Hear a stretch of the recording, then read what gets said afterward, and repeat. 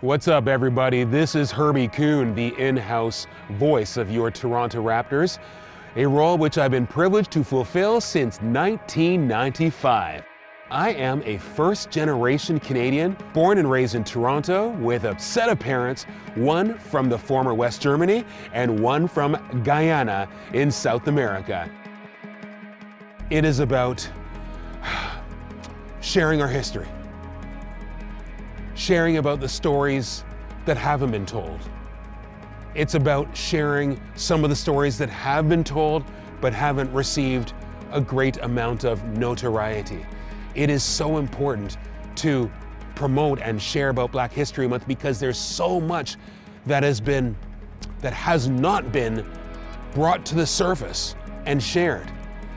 And right now, although, I'm going to watch my words carefully, although it is by no stretch of the imagination easy for a young Black person today in 2021, I'm not suggesting that it is an easy road for them, compared to what a young Black person had to endure in the 50s or the 60s or 70s, things have changed significantly, and it is not as challenging as it was back then from the stories that I have heard.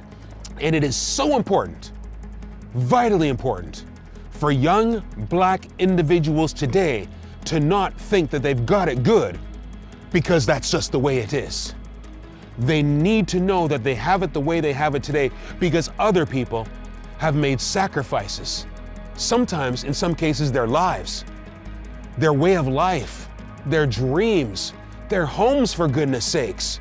I have a Black son who was born in South Africa, and he needs to know about the history of Nelson Mandela. He needs to know about the history of the Martin Luther Kings. He needs to know about the history of people from within my own family, from Guyana, who are descendants of slaves, who were shipped over here across the Atlantic from West Africa. He needs to know about that, and the freedoms and the educational opportunities, the employment opportunities he is able to pursue today are a direct correlation as a result of the sacrifices so many have had. How my mother and father, my dad, who's a white guy from former West Germany, who had to endure. My mom and dad were married in 1965, all right? And they just celebrated their 55th wedding anniversary. So you can imagine a mixed race couple walking down the streets of Toronto in 1963, 1964, 1965, enduring catcalls from people. What are you doing with her? Lady, what are you doing with him? You don't belong with each other. That's where I come from. That's who I am. And I want my son, and I want the young Black individuals today to know. You didn't expect a short answer, did you?